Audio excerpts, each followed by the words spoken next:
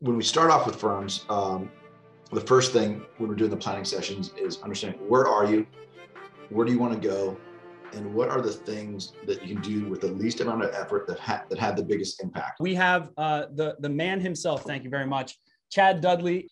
What's up, Chad? How's it going?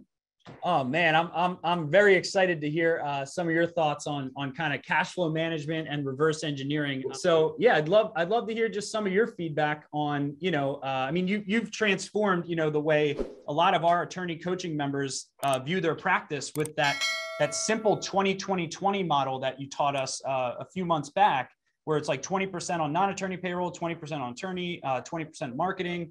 So, I mean, I just want to know all the formulas you have in your head. Well, no, look, I'm always learning too. So thank you for having me and being a part of this. I'm always taking notes and trying to learn. And I just spent in the past maybe 6 weeks, I've done annual planning for about 30 law firms and looking at what they're trying to do in 2022.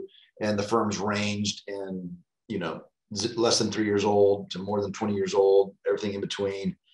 Annual revenue to 1.5 to $2 million range, all the way up to some north of 40, 50, $60 million. And there's just different strategies. And so we talk about that formula as a general rule. That formula takes different shapes depending on where the firm is in its growth cycle. Is it staying in one market? Is it staying the same size? Is it trying to just maybe get more profitable? Or is it trying to aggressively grow, go into new markets and reinvest in itself? And that looks a little bit differently. And so while that, in big groups like this, sometimes when I say the 20-20-20, absolute general rules, firms are made up differently. And so know what your numbers are, what your advertising to revenue ratio is, what is your attorney comp to revenue, non-attorney comp to revenue, what's everything else. And we look at that. And we talked a little bit about that last time. And when those ratios are off, sometimes it's by design, and I'm okay with that.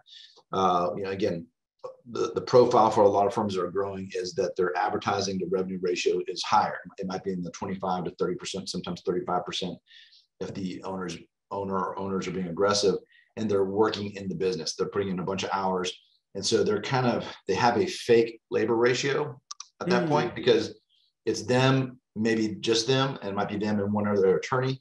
And so when we look at it, you might say, well, they got a really great labor ratio. Not really. It's because you got an owner that is covering over that inefficiency by working 100 hours a week. The goal is that those ratios hold up if you were to take the owners and set them aside. If you have one owner, two owners, three owners, if you were to replace what they do in the firm with someone of equal capability, and I know everyone says, well, there's no one out there that can do it the way I do it. But yes, there are. There's lots of them. But just what would that person cost?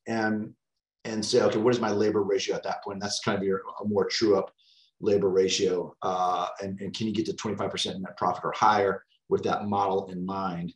Then where you choose to work in the business is more by getting to do what you want, as opposed, I have to do this. I have to do this. I really don't like doing marketing, but I'm doing it because whatever. You're trying to cover all these bases. And so in working with firms, that's when we start off with firms. The first thing when we're doing the planning sessions is understanding where are you, where do you want to go, and what are the things that you can do with the least amount of effort that had the biggest impact. And if we can't find enough of those, we're going to have to go, okay, what is the stuff that's going to take a lot of effort and have a big impact, right? So those are the buckets we're looking in. When we do the assessment to see where they're at, the first thing that we do is that what we call that P&L analysis, and go, okay, look, let's look at where you're going to end up this year in 2021, and what do your ratios look like? What did your numbers look like in 2020 and 2019? We'll go a little bit back just to get some context, and then we'll go forward three years. Okay, so this is where we're going to end up in 2021.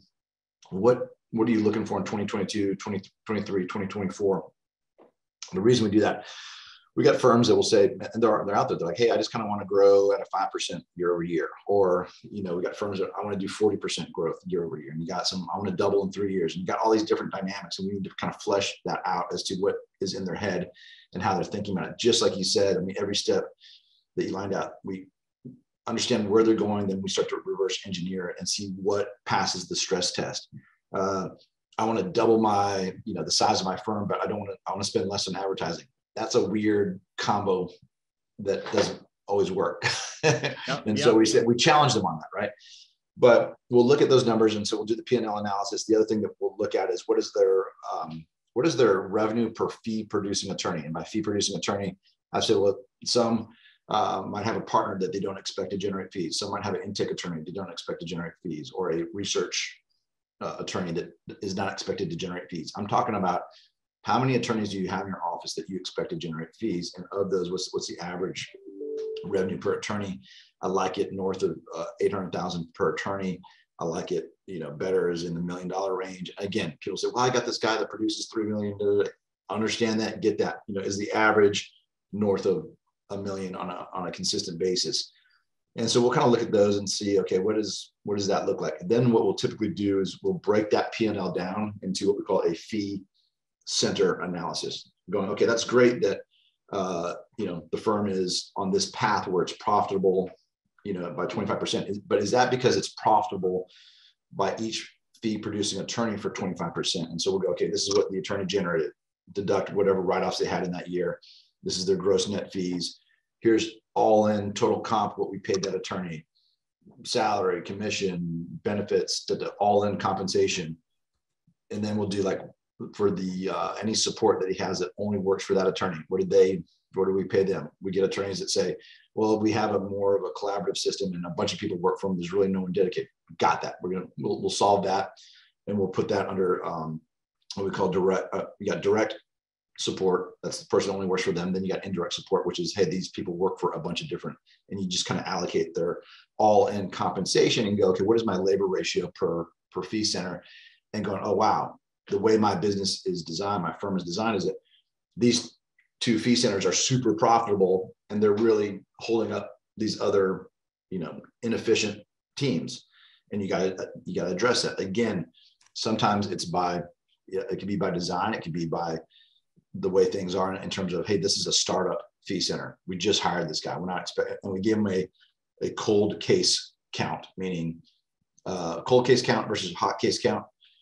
New attorney starts, cold case count is day one, he gets brand new case. Day two, gets a brand new case. Day three, gets a brand new case. And he builds your caseload up. Really, really slow way to get someone online. The better way is a hot case. Hey, give them some cases that are in various stages of progression, and they have a much better chance of becoming productive in a shorter amount of time. But you're looking at, how am I doing by fee center and evaluating anything that needs to be done. The other way to look at fee center is that's breaking it up by attorney. We'll break it up by case type. Hey, the law firm handles these 4 case types. How profitable is each case type? Are there case types that maybe you need to pull back from? Are there case types that you need to get more into? And we're just kind of, again, this is part of the assessment phase. The third thing, and you alluded to this in one of your spreadsheets, is we'll do what we call a pipeline analysis. The pipeline analysis is just a spreadsheet that says, all right, this firm pays X for advertising for each of these case types. What happens when you pay X? Okay, well, the phone rings this many times for this case type, whatever. Of those, this many were qualified leads, meaning they met the criteria of the law firm to sign up. And of those qualified leads, how many of those turned into contracts? Okay, that evaluates how efficient is the firm's intake. How selective are they? If your firm gets 100 auto calls and only 10 of those meet their criteria, that tells me that your firm has a very high standard for what you take in. I would expect your close with fee ratios to be high. I would expect your average fees to be high, things like that, right?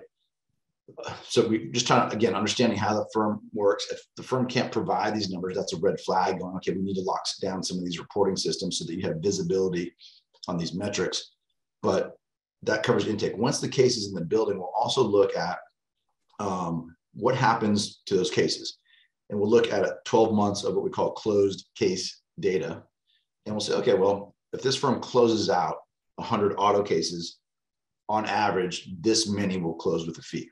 And again, I've worked with firms and they go, well, I close every case with a fee. I hardly ever don't take a fee. No, that means you don't measure it. No firm, I mean, typically for most firms, they'll close only 75% of their auto cases with a fee. And I'm including those that you open them today, tomorrow you can find out there might not be any coverage, or something's wrong with the case, or liability's whack, and you close it down even a day later. That's still a closed no fee case. As soon as you open it, what happens to all the ones that you open. We'll look at what is the firm's average closed fee. And then we'll look at time on desk in months and go, okay, how long does it take the firm to generate that fee? Is it 12 months, is it 18 months, et cetera? And what we're doing there is for each case type, we're looking for what we call soft spots. Are there things that like aren't up to industry standards? Is the want ratio low? Is the conversion ratio low? Is the average fee kind of weak? Is the time on desk too long? Is the close with fee ratio very, very low? We're looking for soft spots at the firm that we can then fix and get the most gains. And so if they're getting killed by the conversion ratio, all right, we're going to zero in on that. That's a relatively easy fix in some situations. Average fee, that takes more time. Close fee ratio, you can kind of fix it. And so there's things that we're looking for to prescribe to the firm going, okay, if you want to get to this revenue number in the upcoming year, here's the things that are going to move the dial the most by correcting in your pipeline. That makes sense. What do we like to see? A firm that can, take $1 of advertising that it usually generates 5 times or more of that in revenue within a 12-month period. And the variable, again, there's firms that have way higher multiples than that, 1 to 5 ratio. But again, these are baselines saying if it's below that, it catches my attention and saying, okay, how can we fix it?